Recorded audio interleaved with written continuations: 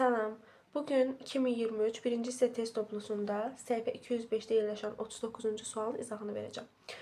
Sualda deyir ki, trapeziyanın diaqonalları 6 sm və 8 sm olub, qarşılıqlı perpendikulyardır. Trapeziyanın orta xəttini tapın.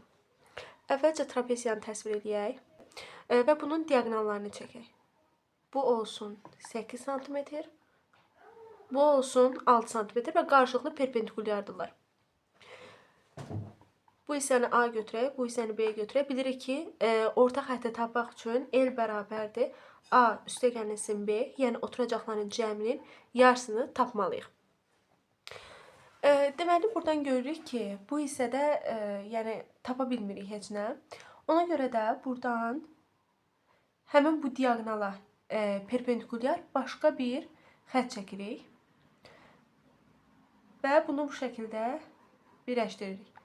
Fikir versək, görərik ki, bu bir paraleloqrama oxşuyur. Və paraleloqramın qarşı tərəflərinin cüt-cüt paralel və bərabər olduğu bizə məlumdur. Buradan daha belə bilinən eləyim. Bu hissədə perpendikulyardır. Görürük ki, düzbucaqlı üçbucaq da əmələ gəlib həm də. Bu hissə A-dırsa, burada A-dır. Bu diaqonal 8-dirsə, elə bu tərəfdə 8-ə bərabərdir. Və görürük ki, burada düzbucaqlı üçbucaq əmələ gəldiyi üçün bu tərəfi 8 götürsək, bu tərəfdə 8 götürdük. Və düzbucaqlı üçbucağın bir digər kateti isə 6-dır. Katetlər 8, 6, deməli hipotenuzu tapmaq üçün bilirik ki, əslində bunlar Pifaqor ədədləridir. Katetlər 6 və 8-dirsə, hipotenuz C bərabərdir, A üstəgəlsin B, o da 10-a bərabərdir.